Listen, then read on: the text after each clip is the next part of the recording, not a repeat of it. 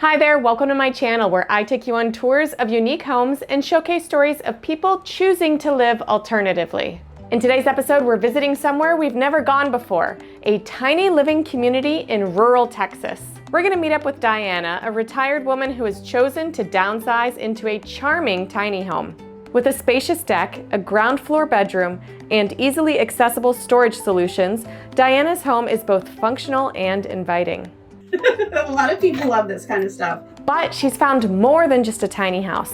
She's discovered a thriving community made up of just women living in tiny spaces.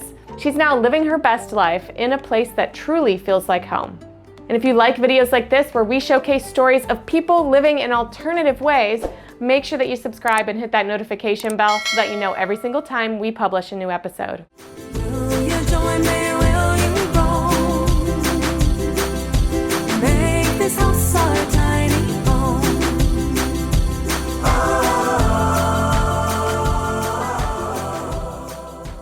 Hi, I'm Dianna and welcome to my tiny home.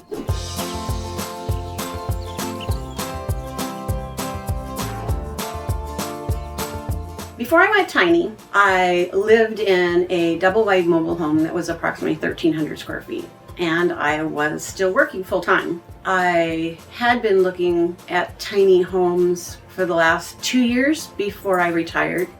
I purchased my house from Decathlon Tiny Homes. The reason I picked out this particular home, I wanted to live on one level. It's airy and I don't feel enclosed even though it's so tiny. I know a lot of the 10-foot wide homes, you have a little more space, but for me, a little more space can be a little more clutter. So the less space, the less clutter. It was approximately, with all the upgrades and everything, about $97,000, and I paid cash for it after I sold my home and moved here. I wanted a community. I wanted to get away from the big city life and wanted to come here to a spot where I felt like I belonged. It's made a world of difference in my life to be here. The slower pace is fantastic. The lifestyle of the tiny home, I really enjoy it being small. I'm not into a lot of stuff. I actually have more time to do what I want to do. Being in the tiny home and not feeling like I have deadlines or something that I have to have done right now has put me in a slower pace and a slower, more comfortable, calming situation.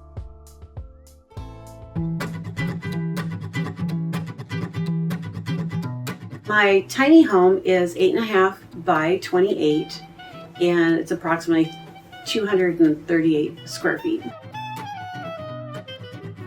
This is going to be my favorite spot during the spring and the summertime. I'm planning on setting it up so that I can do a little bit of sewing out here because I do quilts. And then I've got lights to put on the outside of the home for the evening. They're solar lamps. I've added the chairs that a friend gave us, and it's already come in handy with the way we visit and everything out here. It's really fun. Now let me show you around the outside. This is a new skirting that I put on the house last week. I've only been here for 2 months, so I'm still a work in progress. It's really made it more look like a home instead of a home on wheels.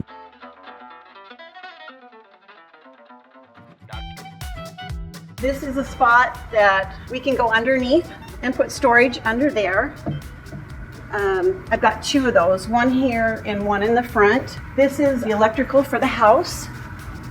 And then the blue hose over here is the water intake. It currently has a wraparound insulation on it to keep it from freezing. And these are to raise and lower the house to level it. And there's 2 on each side. The house is strapped down underneath. There are 4, there's 1 here, 1 underneath, and there's 2 in the front that anchor it down for the weather that we have here in Texas.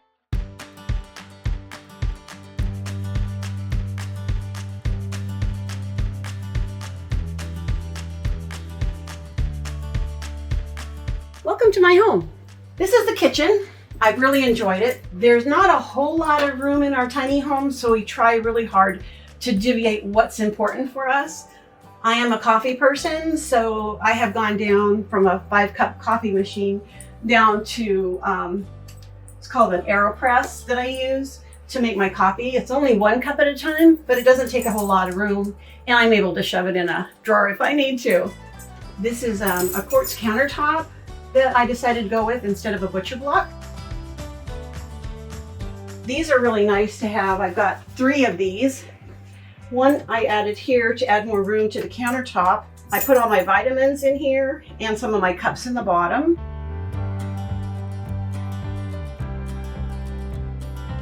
Over here is a microwave. It's also a convection oven. Here is my closet. I use it as a linen closet and a pantry. It's very deep and a lot of people love this. And then I use this for my linen closet for all my coats in the wintertime. And in the spring and summertime, those will all get folded up and put away. I didn't show you my refrigerator. It's a smaller refrigerator. It handles everything. Then you have your storage up here. And these are to die for. A lot of people love this kind of stuff. I've been able to put all my spices and my baking on top. And then on the bottom, some baking stuff, but then my cups and just odds and ends. And then in my bathroom area here, I have put doors on this specifically so I could trap my dog in here and give her a bath. The doors do close. You don't get water on the floor, which is nice. I have a combo washer dryer. I have a 30-gallon hot water heater under here. These are deep drawers also. This is also quartz. We put the bowls on top because you want to have storage area underneath, which is really nice. They did incorporate a small medicine cabinet over here. I did put my jewelry up here on the wall because you can't put any large nails in this particular wall because I have a pocket door. Okay, this is my doggy area. I bought this just for my dog because she just loves to hang out with me when I do stuff. And we can both fit on here and it swivels so I can move it around or I can pull it all the way out. She loves sitting up on the pillows and looking outside and checking everybody out and barking like a little dog does. She's good with that. And this is my bedroom door if I want to close it, which I never do because I like it open, but yet separate. So this has been really nice.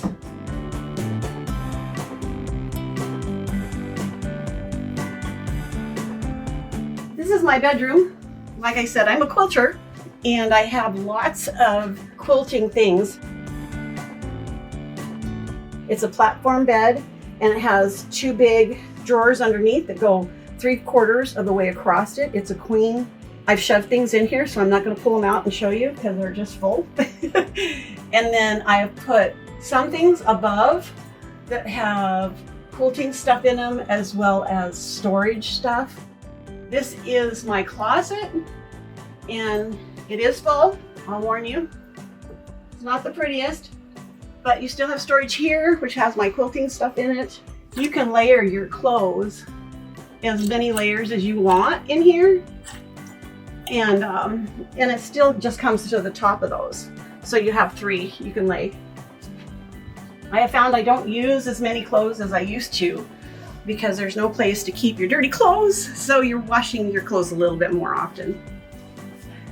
And then we're coming around here and I did put up a big TV. It's a little bigger than I want. I'll probably change that out soon. And it does move. So if I want to do my quilting, I can move it over here. And then I get a chair or I pull this towards this, I guess a sofa couch is what you would call it. And I do my quilting there. This is my sewing machine. It's very relaxing. It's a lot smaller than what I'm used to. I had to downsize my quilting table. I had a whole room. That was my quilting room. So I've had to really cut down on how much I can actually store. This is the ladder to go up at the loft. All the stuff in the loft still has to be gone through, Since I've only been here for 2 months, there's quite a bit up there.